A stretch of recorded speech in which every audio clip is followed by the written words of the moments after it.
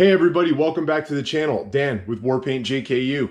We are still working on Project Maple Leaf, the leaf spring JKU, and today we are going to work on putting new emergency brakes, okay, on the corporate 14-bolt rear axle. So if you're just curious about how to redo your emergency brake, drum brakes can be kind of a pain in the butt, but this one, it's actually not that bad. So let's get to it.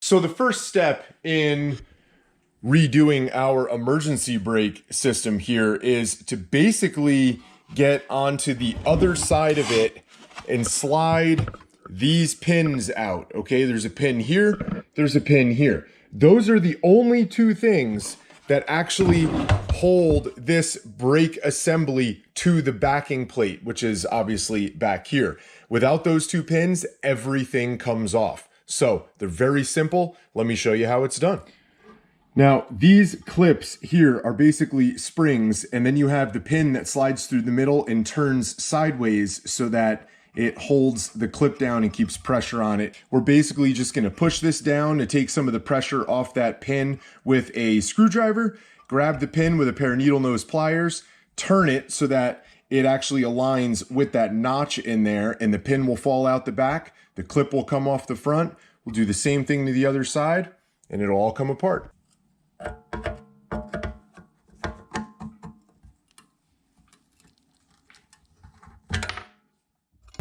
Now that those are out, you can see this is automatically wanting to kind of come off. There's really nothing else holding it.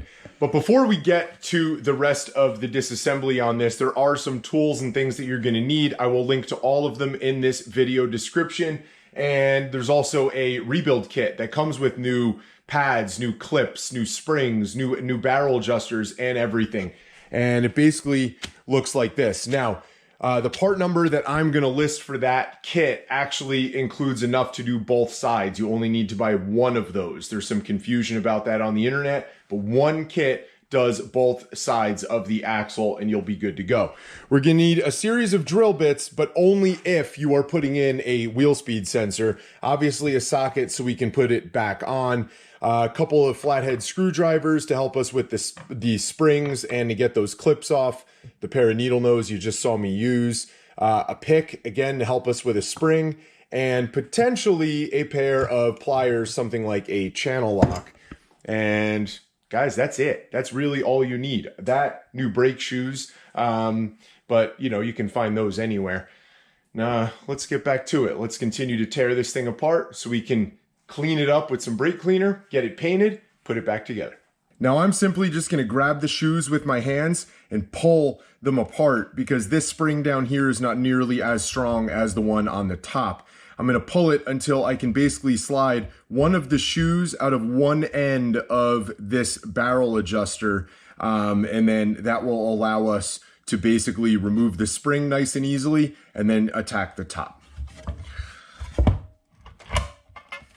See, pretty easy, not too bad. There's your barrel adjuster. Now this gets replaced so we can put that off to the side.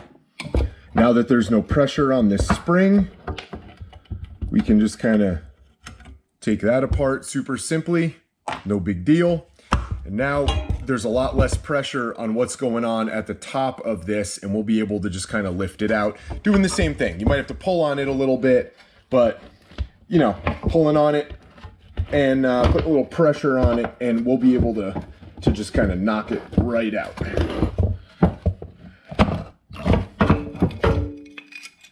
Now, if we look at the back side of the brake shoes, this is actually the spring and how it went in and how it's being held. So all we basically have to do is just take these shoes and manipulate them to get this to pop out. and that large spring on this side will just come right off, and all this stuff can basically go in the trash.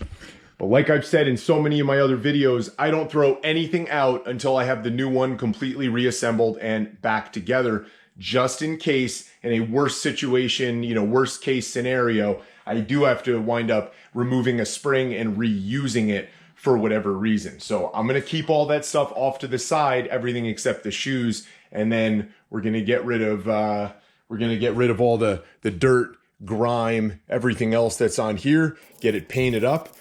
So give it a new lease on life, and we'll get back to it. All right, clearly we are back on the bench. Everything is painted up. We painted both sides just to protect it from rust and things like that. We're gonna basically put everything back together now with our new brake shoes and be ready to bolt it back on. It's easier to just basically pick up one of these and start to kind of manipulate it and put it in there and get it back together. See, if we were to take this and kind of bend it around and do that kind of thing while we had it on the axle, it would be a lot more difficult. So we're gonna kind of put it in there, manipulate it, and bend it around so that it basically sits in the back like in this orientation on the pad here with that spring, and that'll make it nice and happy. Do the same thing to the other side. Once that spring is on there, I like to just kind of slide one side into position, grab the other side, kind of force that one into position.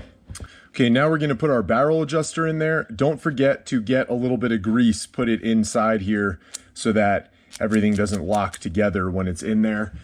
And we're gonna slide that in just like we did when we took it apart. Now, real easy way to make sure you're putting that barrel adjuster in correctly and that you don't have, this side on the wrong side, because this is your adjuster to adjust the tension on your parking brake as it wears, is you have to look at this little gap behind it down there. And you want to basically make sure that you can access that with a flathead screwdriver through the backside, through that little opening. If you put it over here on the other side and you had it reversed, it would make it very difficult to get to this little gear here and be able to rotate it and actually adjust your emergency brake. At this point, you're going to take the pin, put it back through the backside, wind up actually putting the clip over the top, then using either the screwdriver to push the clip down or just a pair of needle nose pliers to push it down, and then grab it and turn it so that it's aligned properly and holds itself together. Doesn't take a ton of force, but as you can see here, it's definitely doable with the needle nose, and there you have it. All right, with both of those pins in and our spring installed, our spring on top installed, it's time to install the spring on the bottom. Now, the spring on the bottom is just gonna clip into a hole right down in there, and then another one right over there. Obviously, getting the first one in is pretty easy, but you can see how short we are with the second one. So what I usually do is just grab the end of the spring here with a pair of needle nose, stretch it out as best I can, drop it in, and sometimes I need to give it a couple of taps with like a screwdriver to get it to actually fall and lock it into place. That right there is how you rebuild an emergency brake. Now, there is a rubber plug that's going to come in your rebuild kit that will replace that gap on the bottom down here for you to adjust your barrel adjuster.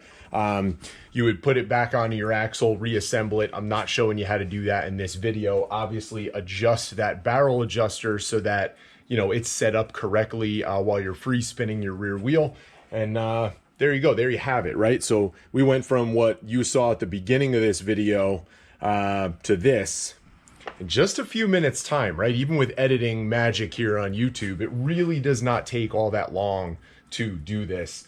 If I wasn't filming it, maybe about a half hour or so once it's off the axle to get it back together, and that's taking your time. All right. But anyway, guys, do not be intimidated by this, and get it going, replace it. Your rig will thank you on the trails.